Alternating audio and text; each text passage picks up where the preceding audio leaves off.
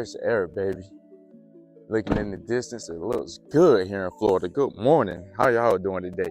Hope you're doing okay. Today, I don't even know what we have planned. All I know, we're at a new spot. I think I only put this spot on the channel one time. It's been like 4 or 5, maybe even 6 years ago. So I'm excited to come back here. It's been a long time, and I know that there's some big fish here. The weather's looking good. We have cloud cover. I think it's supposed to rain later. We even have some wind today. So I think with the wind, with some rain probability and cloud cover, recipe for success. It's time to catch us a big. Let's get this stuff out of the truck.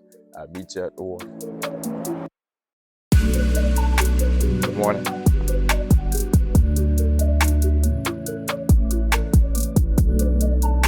Bringing out just two rods today, and we're going to see which one's going to prevail, which one's going to bring some flavor. We have a swim jig. We also have the understand swim bait.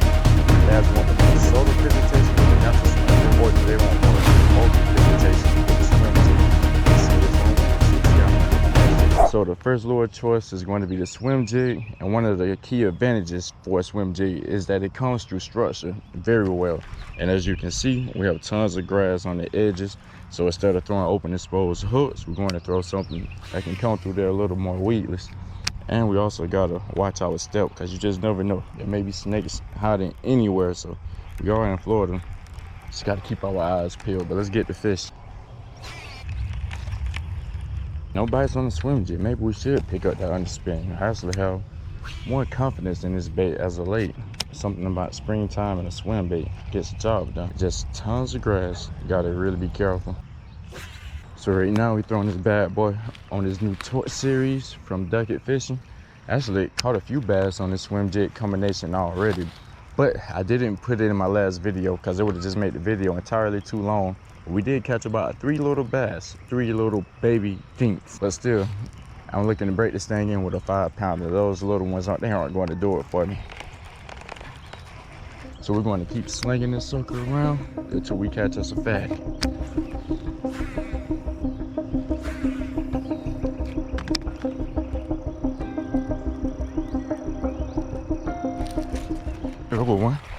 There go one just that fast, baby. Let's go. I say let's go. We got us one. First fish.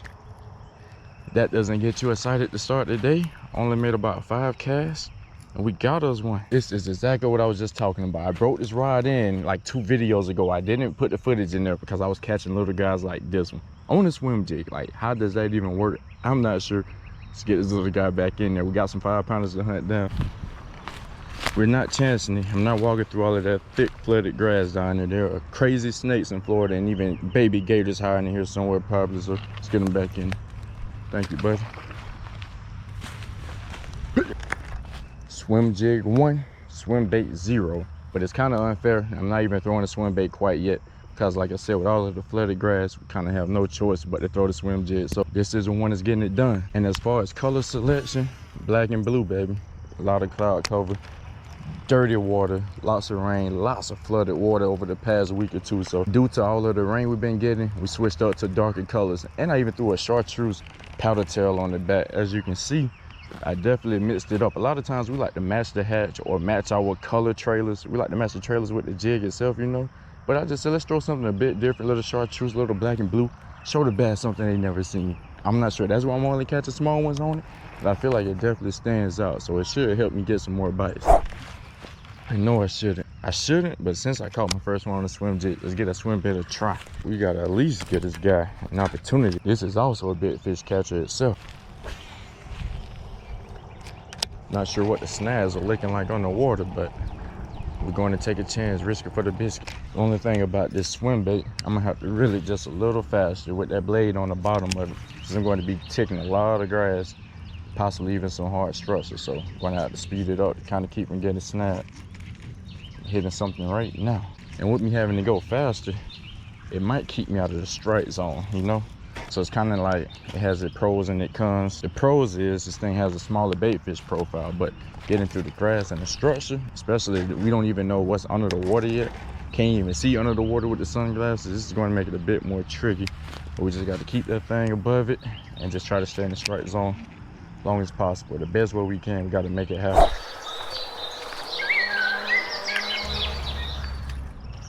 definitely not throwing the goddamn swim bait through this. Like I said, huge advantage for the swim jig. I can come through all of this tall grass in front of me. That's not even grass. It almost look like some kind of goddamn collard greens or something. But big old thick grass vegetation, whatever you like to call it. Swim jig going to come through all of that. Not to snag them. We're really testing these waters with all of this high flooded grass on the edges. Pray to God nothing jumps out and just takes us under. Well, let's go ahead and walk to the back side of the pond. I was going to continue walking this stretch, but some more kids down there fishing. So let's just go on the back side, see if we can make something shake. Trying to get through these bushes. Story of my life here in Florida, man. Just taking chances. When you're in South Florida, you do a lot of city fishing. But when you up here in Northwest Florida, a lot of it look just like this. Bushes, grass, flooded areas. Everywhere you go, taking the chance, Russian roulette. And this is why, if you're in Florida, swim jig is always tied on, constantly, 24/7. You can never go wrong with a swim jig in the South. I think a turtle on me. Seen a weight that did not feel like a fish bite. Feel like a turtle just tried to put his claws on.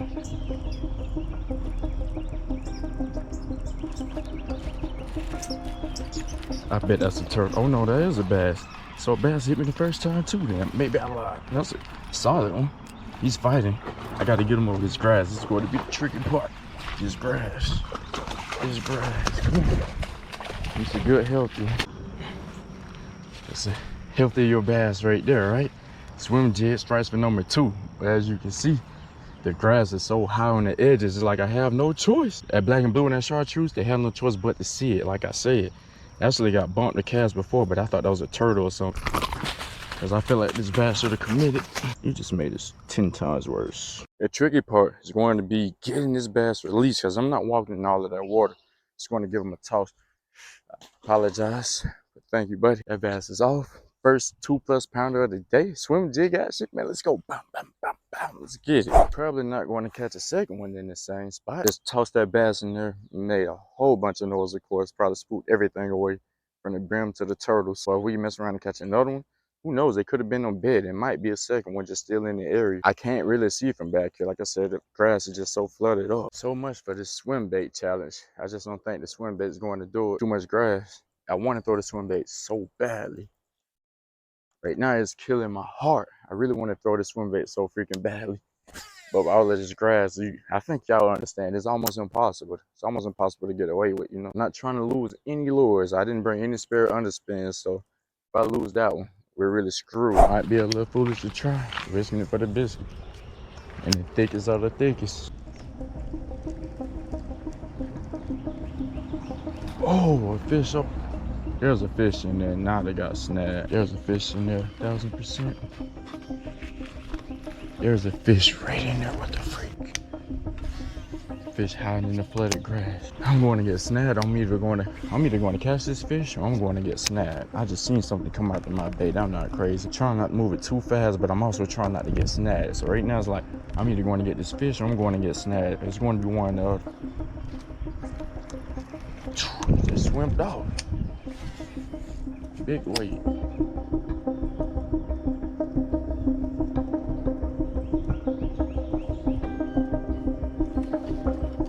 Too bad I didn't bring any braid.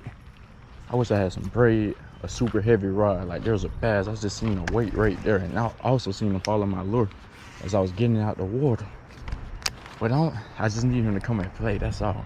If I get him to bite one good time, just commit to that bait. All of this brush and sticks is not making it any better. The bumping stuff, I'm thinking of getting bit.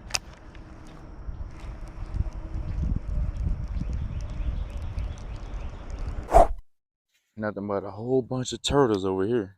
Had to try a bridge. I've been catching a lot of bass on the bridge lately. So every spot I go to, if I see a bridge, it's a must try. But nothing but turtles. Seeing quite a few bluegills down there. No bass swimming around up shallow. It's just freaking amazing. Bass should be spawning. We in April here in Florida, late April, heading into May. And I still haven't seen any big bass spawning yet. It's crazy. Looks like the other guys finally moved. So now we get a chance to throw this swim bait. Get a chance to get active over here in this back pocket. Fish right at the bank, baby. And he's gone, just like that. So a swim bait or a swim jig, which one should you throw? Today was a great day with the swim jig, but you can never count the swim bait out. They both have their pros and cons, and to be realistic, you really can't go wrong with either choice selection. Let's just talk about the pros and cons of both. The pros of a swim bait, of course, is super subtle, and it looks very natural coming through the water column. It looks like, or it mimics, a small bait fish. And of course, when you have a lot of small bait fish in your area, a swim bait can definitely be a great key go-to. We're throwing it with an underspin today, but it's versatile. You don't have to throw it on the underspin. You can use them as trailers. You can trim them up. You can cut them to make them a little shorter if you need to. They can be fished weedless. They can be fished on open exposed hooks. The choice is yours. There's multiple colors to choose from. If you ever trying to mimic a small fry bait fish, they come in 3 inches, 3.2, 3.8, and even over 4 inches. So with this bait being versatile and so many different ways to rig it and fish it, it comes down to what kind of water clarity you have and what kind of vegetation are you fishing around. As you can see, I had an exposed hook, so today wasn't the key. A lot of the bass, I had 2 bass that I caught. I had one that followed me. I actually had one that bit right next to the bank. He was a little thing that came off. But a lot of my bass in my area, once the water floods, the bass tend to get up in that grass and they tend to hide in shallow structures. So of course, a swim jig for me, but if you're someone that has open water, or maybe you don't have as much grass, you don't have as much vegetation or structure to worry about, yeah, you can get away with a swim bait all freaking day. And I actually prefer it because it's smaller, easier meal for the bass to get.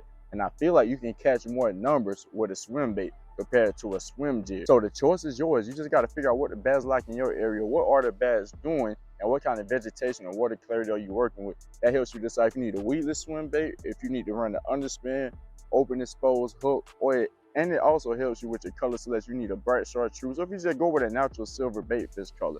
So the choice is yours. You really can't go wrong. Of course, its top competitor, the big brother, I should say, the swim jig. Now, some of the pros and cons about a swim jig, some of the cons off the rip, you may get less bites. A lot of guys get frustrated when it's fishing jigs, but I love them. I got used to them. Sometimes you just have to build that confidence up. But they are more bulkier profile, so you may get less bites. But the pro, you usually tend to get bigger bites. I've caught some 5+ pounders on this thing easily. The versatility category with these things are freaking limitless. You can mismatch black and blue jigs with green swim bait trailers. You could throw natural silver colors. You could throw green pumpkins. I even seen guys throw red, orange. You could throw a swim jig in literally any color. You can mismatch the trailer. So the versatility is just through the charts. It's limitless. You can do whatever you want with these things.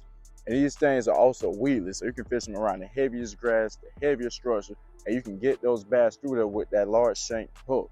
And it has a weed guard to keep you protected, so you don't have to worry about losing your money that you spent on these things. And as far as the retrieve, they can be fished the same exact way as a swim bait. You can fish them slow, you can fish them steadily, or you can even fish them fast. I love to fish them slowly, but of course you can catch a bass on all 3 retrieves. I like to fish them slow, crank the rod handle every 3 turns, in it's when I get that quick speed turn.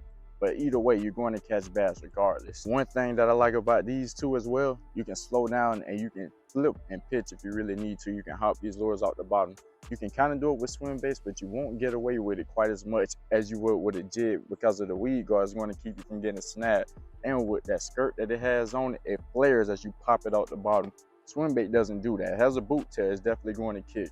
But I feel like with that skirt and the boot tail is going to give you more of a kick, more movement in the water, and it's going to help those bass track it down. But like I said, it tends to get bigger bass to bite because you will create some reaction strikes for sure. Both baits are super versatile. They're kind of like brothers and sisters in the same family. You just have to decide if you're going big bass hunting or if you're just trying to catch whatever fish bites. If you're looking for that big bite, you're going to tend to throw a swim jig, or if you're just fishing through heavy cover and structure in general. But if you're looking for something a little more finessier, something that's a little more subtle, and the bass just aren't looking for all of that big boat, swim bait would be your definite choice for sure. Swim jig was victorious in today's video, but that does not mean you count the swim bait out. We received a lot of rain, so we adjusted to the conditions. Bass were up in the shallowest grass, the shallowest structure that we can find. So the swim jig came through very well, helped us land a couple of fish. Don't count the swim bait out. It's still a great presentation. I just didn't have much of an opportunity to throw it today, but I'm going to keep one tied on pretty much all year long because of that powder tail. It just works. I don't know why. That natural sort of presentation that gets on the bass nerves and they think it's an easy meal. So they'll just come and just eat that thing with no problem, man. I hope you learned something today. Till next time, keep those lines tight. Stay safe. Peace. We're out.